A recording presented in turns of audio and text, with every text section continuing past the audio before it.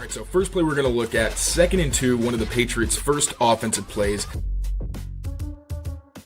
What's up, guys? Yo. Patriots Daily-ish halftime situation show. Quite a bit to talk about, even though, again, it's only half a game played. So let's get right to it. We don't have a ton of time. We're going to take you all the way to the start of the third quarter, and then, of course, we'll be back for post-game, show, which is, what we do, what we're good at, what we're known for. Yeah. Real quick, we'll just let you guys know the show is always brought to you by our pals over at Prize Picks. Check it out. Download the app, Prize Picks. Code CLNS 50 in your lineups after you play your first $5 lineup. Guys, let's start with, I guess it's hard not to start with what might change the entire tone of the second half of the game. Lamar Jackson went down kind of weird, hurt his back. He's questionable to return. That's going to change the entire complexion of that second half. I'm not sure what he was doing himself really to hurt the Patriots there in the first half, but that's certainly something that bears watching. It wasn't really Lamar who hurt them early. It was the run game. The Patriots were getting gashed, even though they tried to play heavy.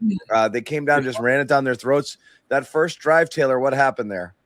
Oh, well, bad run defense. Honestly, that touchdown was abysmal. So they came out in the 6 defensive line look, which we saw last week when they were having trouble stopping the Ravens run game, the Bills run game. The Ravens use a lot of heavy personnel, so on paper it makes sense. But then you get situations like the touchdown specifically. Clearly the run defense wasn't great. But then on the touchdown, Jack Gibbons is forced out of the box because they have a bunch with an RPO. So he's like, I don't know what I'm supposed to do here. And you have Jelani Tavai trying to create disruption by knifing inside. And then Christian Gonzalez has to take on a pulling guard. And obviously it's a house call for Derrick Henry. Now, they have not been good in run defense. Other than that, they have mitigated explosives. So I guess credit there. But also the defense, I mean, Zay Flowers is picking them apart. And a lot of it, frankly, is around Christian Gonzalez, which – not a lot of credit by Christian Gonzalez take, but when I say that, I'm sorry, he's a guy you're talking about potentially paying all this money, and he's not making plays for you. You put him in situations like this where he follows Zay Flowers into the slot on third down and gets smoked off the line of scrimmage and gives up a third down. Like, you can't have that. I'm sorry. Marcus Jones also drops into a zone knowing there's a blitz on and backs up instead of firing to the flat and gives up another easy completion to DeAndre Hopkins. So I know the defense has made plays. Jalen Hawkins has some great tackles. The forced fumble was fantastic, but also like these guys got to wake up at some points because there have been some of these plays where coaching wise and player wise, it just feels like they're kind of letting the Ravens walk down the field. 100%. Yeah, and that's why I think quickly just the Lamar injury could be sort of a huge break for them right now, because it feels like, and I know they've only scored 10 points, but a lot of that I think has to do with the end of the first half, they were able to, not let them score there. But then also them forcing that fumble on Derrick Henry, like you mentioned, where they were going in to score again. And they've kind of had their way with the Pats defense. They got not a lucky break because, again, I quote tweeted our video from Patriots CLNS earlier this week. They were working on trying to force turnovers during practice this week. They were running a drill with their starting defenders, starting running backs, where they're going in for tackles, but they're either getting helmet on, hat on the ball right away or trying to rip it out. So credit to them for getting that done. But that's how they're going to have to stop this offense should Lamar come back, is trying to force turnovers again, because they've had their way with them so far in this. And I will say that I think the Patriots run D settled in as the game as that half went on. So it wasn't as ugly as it was when it started. It definitely looked like a point of emphasis though to try to get to the outside and force some of the D-backs to tackle in this game. And it felt like Christian Gonzalez specifically was being picked on a little bit, which is all right, big boy, go make some plays out there. Right. So not only is he getting picked on in the pass game, he's getting picked on in the run game a little bit. And the Christian Gonzalez conversation is going to be an interesting one that's going to go far beyond what we have time for in this halftime show here. But you're talking about a guy, as Taylor said, that you're going to be talking about making this guy the highest paid corner in the league. And he has not played like it the past few weeks and at different times throughout this season. So not sure what's going on with Gonzalez, if there's some sort of injury or whatnot, but this hasn't been great for him. We got to transition over to Drake Maye. Weird Drake Maye half, right? Because he was mostly awesome with the exception of 2 costly turnovers. And someone had it felt a little like the Steelers game, in that regard, which is like you just can't. Yeah, you just can't give it away there. And again, I hated that last sequence.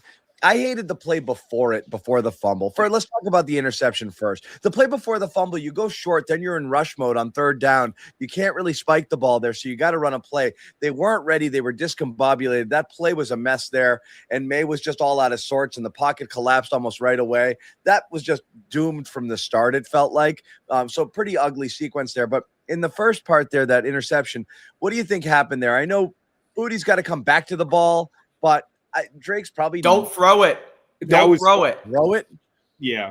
A lot was being made of its drop 8 coverage, which I didn't really think that mattered because you see Drake immediately look towards Kayshon Boutte, who had really the one-on-one matchup. And the worst part of the decision is it was a short route concept.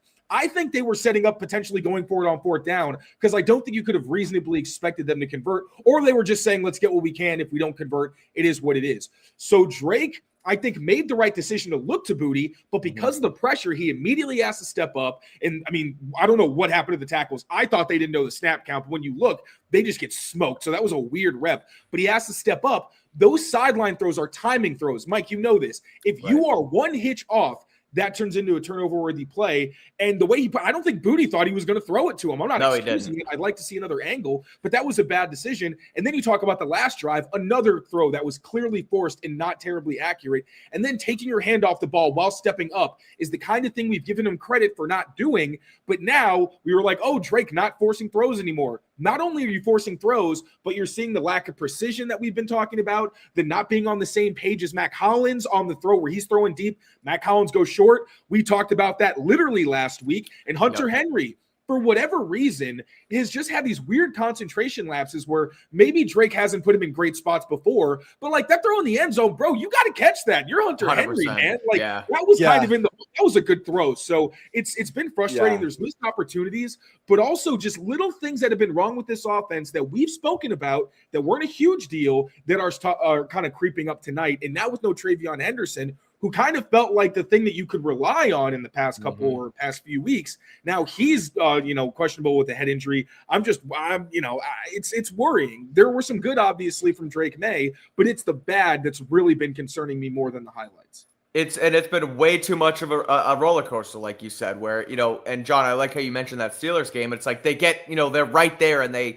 it's like, just don't make a mistake. And twice tonight now it's happened where the run of games Drake had where he was phenomenal and, was in this MVP conversation. He was doing all the good stuff he's done tonight and he was eliminating the bad. Now tonight, I don't know if it's, the primetime aspect, whether he's pressing too much, whether they're just, like you said, Taylor, not on the same page, but something's not right. And the interception specifically, I know we kind of just hit on it there, but I understand Boutte not, being in position and like you said, we need to watch it again. I don't want to completely dump on Boutte without kind of getting another look at it, but it clearly looks like he either didn't think the ball was coming to him or just kind of gave up on the route. When a guy just gives up on a route like that, I know it's hard and I know it's a bang play. Just don't throw the football, eat it, take a sack or whatever, live to see another down because you're in field goal range. When you try and force like that, you don't get points. And when you're sitting at a 10-10 game in halftime, you need all the points you can get. Same with the other one there where Taylor, you mentioned it, but takes his hand off the ball. It's just not smart football, if you will. Like you're trying to force way too much, and it's year one Drake Maye, not year two Drake Maye. Right. And so it's frustrating because they easily took points off the board right there twice. Honestly, it's more like October, November Drake Maye because we've seen this. Yeah. I haven't wanted to be alarmist, but like these bad habits, he's squashed a lot of them. But now we're seeing like, okay, it's a wave of the things that have been issues currently that we were hoping he was going to get over. Plus the 3 turnover-worthy plays in one half. Like you can't have that obviously in prime time on the road. I don't care who the other quarterback is.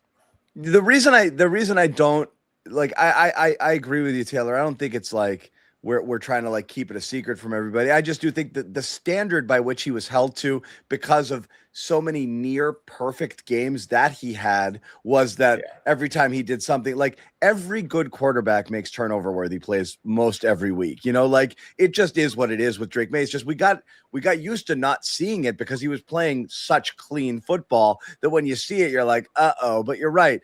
You get that kind of trying to do too much sort of vibe in there with him. And that's what it felt like, certainly on that fumble there and some of the stuff that happened last week as well. So again, I will say two great sneaks by Drake Maye. He's actually hitting the quarterback sneaks tonight. I liked that. I like the play design, get behind Kyrus Tonga in the little sniffer position and get in there. The other one wasn't bad either. But the thing is, plays too. That Diggs catch, that was ridiculous. He took a huge hit on that. Then Matt Collins going up and grabbing one, Austin Hooper on the back shoulder. Like, let's give some credit to the receivers for making a lot of big plays. Absolutely. I will also say if Hunter Henry doesn't get that drop, then interception doesn't happen, and we're talking. We're having a different conversation altogether here. But you can't have those things. The thing where I feel okay about Maye here is he doesn't look shook by what's going on here. The Ravens can't really sustain. You can't get a sustained pass rush going on him. I just think he's looking around. He's not seeing either.